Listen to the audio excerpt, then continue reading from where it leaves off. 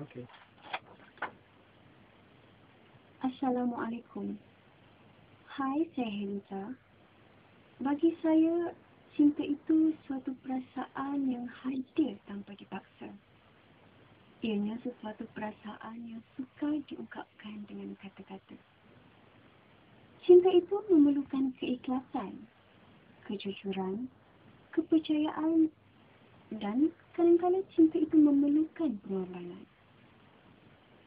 Lagu cinta yang paling saya minati adalah Cinta Ini Membunuhku daripada kumpulan di Mesir.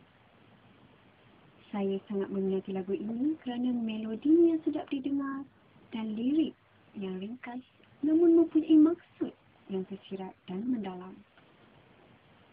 Pesanan saya kepada semua pasangan bercinta, hargailah pasangan anda dan bercintalah di landasan yang benar.